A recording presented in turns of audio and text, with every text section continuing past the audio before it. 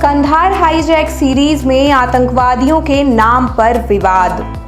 कंधार विमान हाईजैक, जिसे operation cactus के नाम से भी जाना जाता है, 24 दिसंबर 1999 को इंडियन एयरलाइंस के IC-814 विमान के हाईजैक के बाद शुरू हुआ था।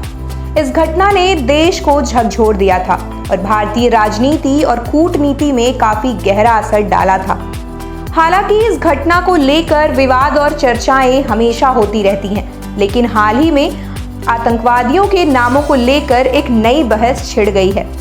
इस विवाद की जड़ उस समय के घटनाक्रम से जुड़ी है जब भारत सरकार ने आतंकवादियों के नाम सार्वजनिक किए थे।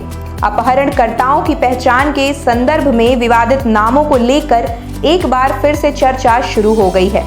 1999 में विमान के अपहरण के दौरान 5 आतंकवादियों ने 176 यात्रियों और चालक दल के सदस्यों को बंधक बना लिया था।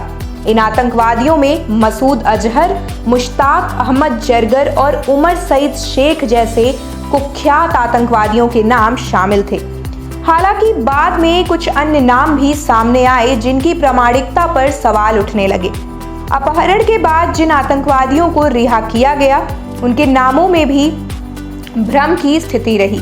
इसमें प्रमुख रूप से 3 आतंकवादियों के नाम सामने आए, जिनकी पहचान को लेकर अब विवाद बढ़ गया है। कुछ लोगों का कहना है कि अपहरणकर्ताओं की असल पहचान को छुपाया गया था, जबकि कुछ का मानना है कि गलत जानकारी जानबूझकर फैलाई गई थी।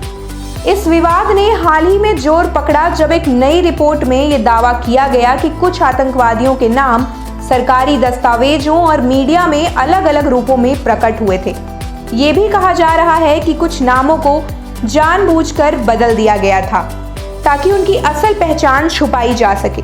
इस विवाद ने सुरक्षा विशेषज्ञों, राजनीतिज्ञों और मीडिया के बीच एक नई बहस को जन्म दिया है।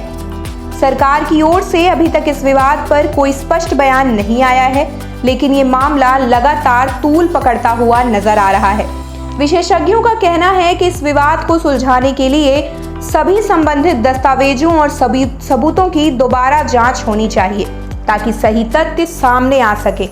ये विवाद केवल नामों तक ही सीमित नहीं है, बल्कि इससे जुड़े कई अन्य मुद्दों को भी उजागर करता है, जैसे कि आतंकवादियों के साथ हुए समझौते, उनकी रिहाई के पीछे की राजनीति और इस पूरे घटनाक्रम में शामिल अधिकारियों की भूमिका।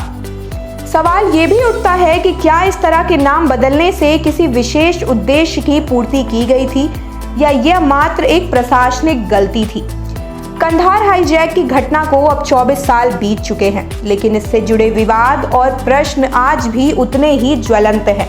इस विवाद ने एक बार फिर से यह साबित कर दिया है कि आतंकवाद और उससे जुड़े मुद्दे कभी भी पूरी तरह से समाप्त नहीं होते। इस मामले में जब तक सच्चाई सामने नहीं आ जाती, तब तक ये विवाद राष्ट्रीय सुरक्षा और राजनीति में एक महत्वपूर्ण मुद्दा बना रहेगा। आप देख रहे हैं सौगंध टीवी, सौगंध वतन की।